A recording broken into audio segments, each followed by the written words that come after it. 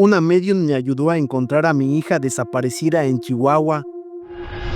Hola Pepe, me llamo Reina, nací en Parral, Chihuahua, y he vivido toda mi vida en este lugar. La gente aquí me conoce como la medium que sabe cosas. Personalmente, yo nunca me he llamado medium, pero entiendo por qué lo hacen. Desde niña he tenido visiones que luego se cumplen. A veces son sueños, a veces sensaciones fuertes que no me dejan dormir. Aprendí a no hablar mucho de eso. No todos están listos para escuchar verdades que no tienen lógica. Una mañana de septiembre, una mujer llegó a tocar mi puerta. Llevaba una blusa floreada, el maquillaje corrido y la voz quebrada. Me dijo que se llamaba Teresa, que venía de Delicias, Chihuahua, y que su hija Abel, de 14 años, había desaparecido 5 días atrás. Se fue sin mochila, sin celular, sin decir nada. La policía cerró el caso rápido. Dijeron que seguramente se había ido con su novio, pero ella sabía que no, y yo también, solo con verla.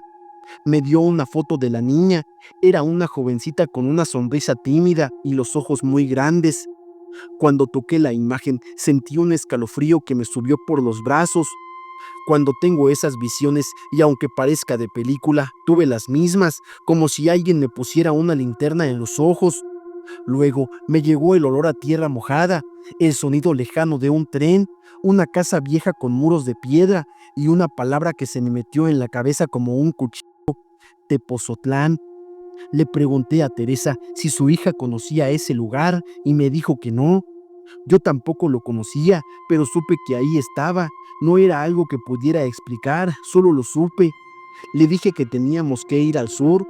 Me vio como si dudara de mi cordura, pero al segundo me dijo: si tú crees que está viva, vámonos. Salimos al amanecer del día siguiente, cargamos 2 termos de café, una cobija, unas tortas y comenzamos a bajar por la carretera federal 45, atravesando Zacatecas y Aguascalientes. El silencio fue pesado al principio, pero con el paso de las horas, Teresa comenzó a contarme cosas. Me contó que su hija Abril era callada, que le gustaban los libros, las plantas, que soñaba con ser veterinaria y que jamás se iría sin avisar. Pasamos la noche en un hotel sencillo en Querétaro. Me desperté a las 3 de la mañana empapada en sudor, pues soñé nuevamente con la misma casa. Esta vez vi un portón de lámina oxidado, un triciclo viejo y el mismo sonido del tren. Me levanté y marqué el mapa. Estábamos cerca. Al día siguiente llegamos a Tepozotlán, en Morelos. No conocía el pueblo, pero entendí por qué la niña estaría ahí. Rodeado de cerros con calles empedradas, parecía salido de otro tiempo, pero había algo más, una sensación densa, como si el aire pesara. La energía ahí no era buena. Me guié por lo que sentía. Caminamos por la parte más alejada del pueblo, hacia una zona más despoblada, rumbo a Santo Domingo o Cotitlán. Ahí fue donde empecé a notar coincidencias, la misma vegetación, los mismos cerros que había tenido en mi visión. Era una calle de terracería.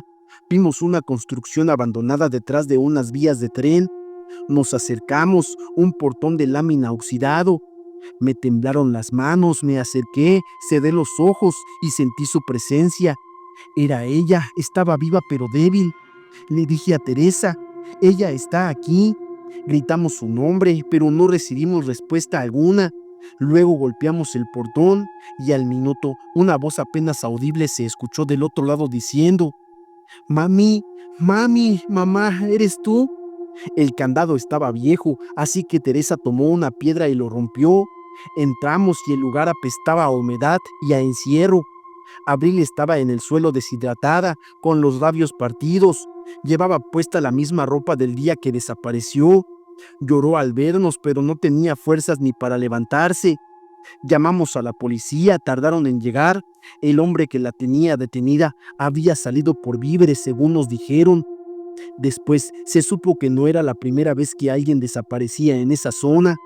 Abril había sido subida a la fuerza a un tráiler cerca de Delicias y luego traída hasta acá como parte de una red de trata.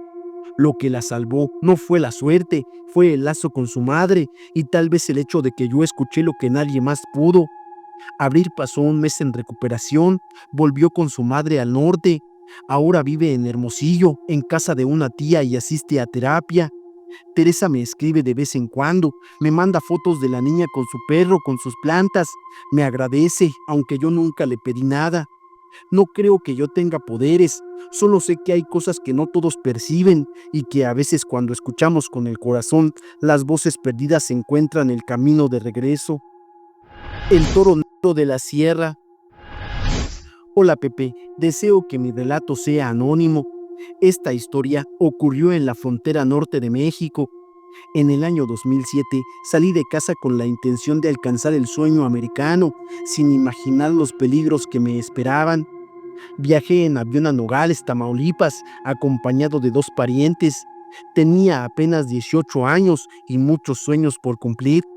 Nos entrevistamos con los coyotes o guías que nos cruzarían por el desierto de Sasabe. Así fue. El coyote que iba al frente era un joven reservado, callado, siempre vestido de negro. Se decía que nunca había perdido a nadie en el camino y que eso se debía a un supuesto trato que tenía con el diablo. Según algunos, una fuerza oscura guiaba su andar.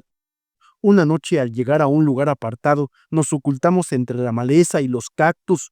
De repente sentí la necesidad de ir al baño, así que me alejé unos metros del grupo.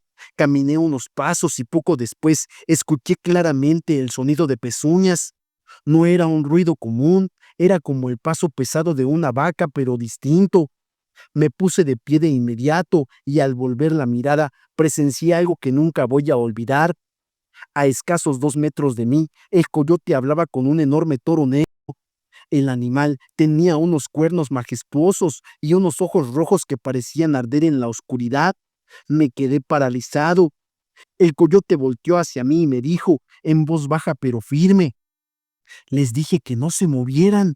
Tírate al suelo y no digas nada. Obedecí mientras me mantenía inmóvil escuchando la conversación.